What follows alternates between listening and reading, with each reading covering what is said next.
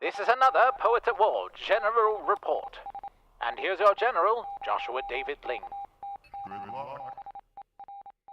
Hey everybody, back again with another General's Report. I am recording this one on Monday the 11th, 7/11 of July 2022. So yeah, we don't have that store around here, but maybe I should go to Circle K.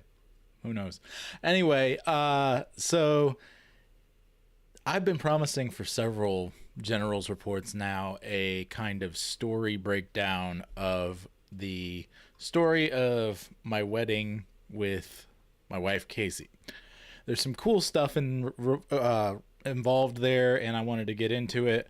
I told a little bit of it last time, and if you haven't heard like how we met and up to the point I last left off, check out the episode called Moana and Moving Out. And that one actually kind of brings us up to speed to where I'm going to start today, and then continue into the story of how we got married and basically through our reception situation.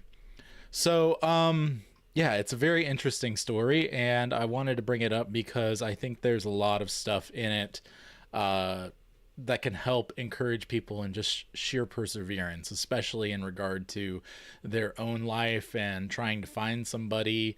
And so I'm gonna start where we left off. You know, I was working a non-emergency medical transport job, and you know, it was okay at the time. It was very, very busy and very random hours. Had to do a lot of stuff that was just right off the bat, just really crazy. Covering distances fairly quickly, and just a lot of. I loved the people that I drove around. I really did. But it was hard work, and it was very bad for my body in a lot of ways, sitting and then moving really fast and then sitting for long periods, and it was very odd. And then of course going for long periods without food, extra long periods at times. It was very, very not great. But I persevered through that, and one of the things that my parents had asked for to get their blessing on our marriage was that we had a certain amount of money saved up before we actually got married, and that we went through counseling with our pastor, which we were going to do anyway. So we did go through counseling, and my pastor helped smooth some things out from me moving out and that whole situation, and it was really good that he did that. And that's one thing I want to mention to anyone who has issues with parents and a person who you want to marry. Get a pastor involved, because they have a pretty objective, not neutral, but objective view of the whole entire situation. They've dealt with many different people. They've dealt with families getting together, and it's just really good metaphorical grease for the gears. And my pastor Mark was a big part of that. So it took about a year for us to save up, and once we saved up, the day we actually found out we had that money, Casey was helping me with my finances as far as like managing them and everything, because she wanted to get married too. And she told me what we had, and I was like, Casey, want to get married tomorrow? And this was at like 6:00 at night, and she's like, what? And she was excited about it. She loved the idea, but like, how do you do that? There were a couple places in town where you could go and get married, but it was religiously, I have a problem with women marrying couples. I prefer it to be a pastor performing the ceremony for religious reasons. And there's a lot of other things that were big roadblocks, but we decided, hey, let's shoot for the end of the week. Let's shoot for, I believe it was Saturday. And Saturday. And that Saturday in January, I believe it was 21st of January, and we met up. I was working during the day, during the daytime, but I had a little bit of time, either the day before or like in the morning of that day. And we went to, we went and picked out Casey actually got a dress from a local person. It wasn't a full wedding dress, but it was a white dress. And I got a shirt because I didn't have any button ups at the time at the local Goodwill like the day before. And basically, we got my pastor to agree to come and marry us at the church. And we invited my family. Only my mom and dad were able to come, and all of Casey's immediate family. So it wasn't really an elopement. It was just a very, fastly thrown together wedding. And a lot of that was because we had been waiting so long to get married. And I think that that's something that in our modern day and culture, people sit there and plan their big fairy tale wedding. And, I don't see the point because your whole life is the fairy tale, if you have some big blowout at the beginning and then suddenly get thrust into the actual real world, I don't think that's a really good foundation personally. It was a really weird time for us, but it was exciting and fun and truly adventurous in a way that I've never felt from a big, crazy bash of a wedding. And that doesn't mean you shouldn't have a big party. I'm saying don't take forever to plan it because the whole point of getting married, is to be married, right? And when I'm saying that, I'm meaning everything. Yes, wink, everything. And if you're really actually being celibate and holding back, you want to get there, right? And I think that that's something people discount. That is the joy and the culmination. That's the big, celebratory thing that everyone really actually should want out of their wedding and moving forward into a working relationship to build a family economy. So we were very much into that mindset, and we got married, and it was really nice. I actually didn't know how to turn the lights on at the church, and neither did the pastor. So we did it at 5 or 6 o'clock, probably 5 because sun goes down fairly early. But we didn't have the lights on. We had to get it done before the sun went down. And it was just this really interesting situation. I didn't know how to work the sound system at the time. So we had no music outside of a cappella singing.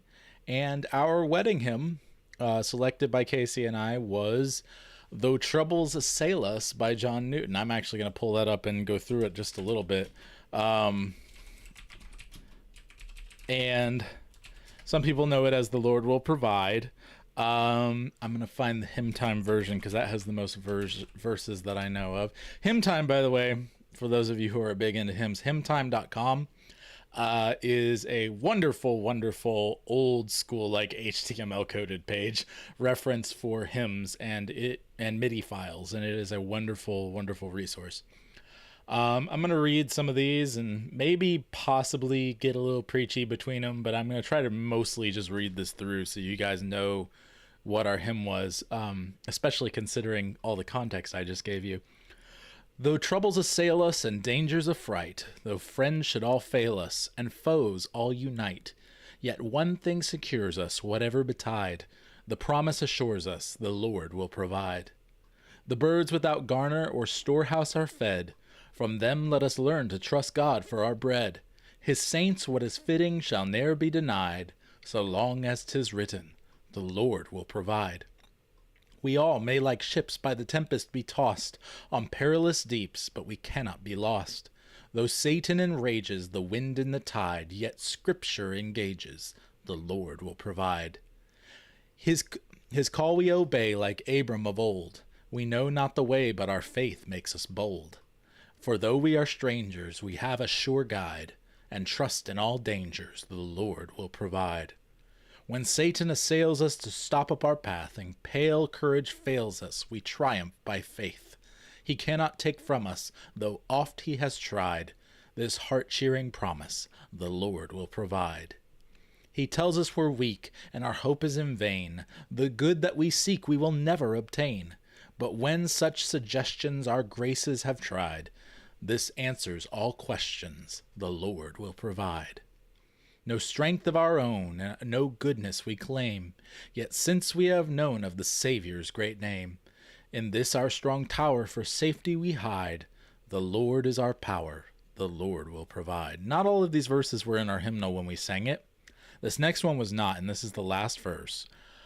But this is by far my favorite verse, and I hope that it will be yours too. And I hope you really take these words to heart from John Newton, the man who wrote Amazing Grace.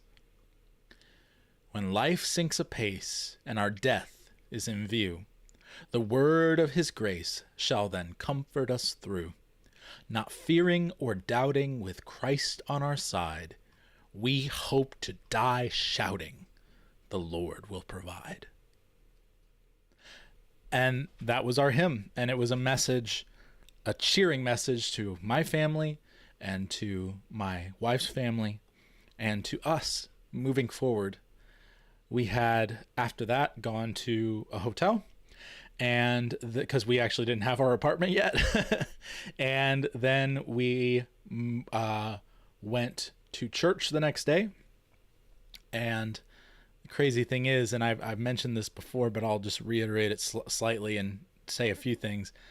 One of the ladies at our church actually made us a cake, and we had a semi-impromptu, it was mentioned before the service, wedding reception thrown for us. No cost, no planning on our part. Our church just wanted to celebrate with us because we had such a small wedding. And they were such a huge instrumental part of bringing us together, of housing me, of giving me a place to be, of coming alongside us and cheering us on, of giving us all the courage and the insight that we needed through counseling. It was truly a wonderful celebratory occasion for everyone after the service, and I was so pleased by all of it. And then our first dance, I might as well read the lyrics. For those who don't know, I could quote it off the top of my head, I'm pretty sure. But I actually grabbed a Bluetooth speaker from my car and pulled it in, turned it on, and we had our first dance, because of course we dreamt about having a bigger wedding. One moment. Sorry about that break. I guess I'm going to have to edit this slightly. My father-in-law stopped by and gave me The Power of Myth by Joseph Campbell with Bill Moyers. So that's cool. Anyway, where was I? Yeah, I grabbed a Bluetooth speaker and we turned on our first dance, because we had talked about possibly having a first dance at some point. And, you know, when we were planning an actual wedding and whatever else, not that ours wasn't actual, but you know what I mean? And it was, it was a wonderful moment, and everyone really enjoyed us having a little dance, even though there was no further dancing. We had the words from Andrew Peterson from the Wingfeather Saga, one of the most dear books to my heart, book series to my heart. My love has gone across the sea to find a country far and fair. He sailed into the gilded west, and lo, my heart will never rest until my love returns to me, or I set out to find him there. Come home, I sing to thee. My love, come home and rest thy head. I'll watch for you the winter long and sing for you a summer song. And if you can't return to me, then I will sail to you instead. Through towering wave and shriek of gale, I aim my vessel ever west, and steer it by the cords that bound my heart to yours until you're found. And should you find my body pale and wrecked upon the loamy shale, rejoice, my love, and call me blessed. In death, my love, I loved you best. And that was truly a magical moment for us. Yeah. And then immediately after church, we headed to St. Augustine for a small little getaway. Spent very little money, had a wonderful time. I love St. Augustine's, oldest European settlement in the United States. You should definitely go if you have never gone. It's a wonderful little pirate town. So, yeah, with all that being said, that's kind of our story. And I hope that you guys get from it that there is a Lord of the Rings like climb up Mount Mordor to Mount Doom, you know what I mean, to get to where you want to be, to where you want to get married. I had so many failures along the way, so many failures of relationships with other people, of even, taking care of Casey. I talked about some of them on my last episode, and I kept going, and God was with me. And that's truly what I mean to you, dear Christian, dear listener who understands these things. Be your family's bard. Don't give up hope. Read those fairy tale books. Know that it is true. The happy ending in them is true. Right? So lean on the fact that God has worked the happy ending into the very fabric of reality. And there's another mountain to climb afterward. And there's still darkness. But it cannot overcome the light. Thank you all for watching. We'll talk to you next time.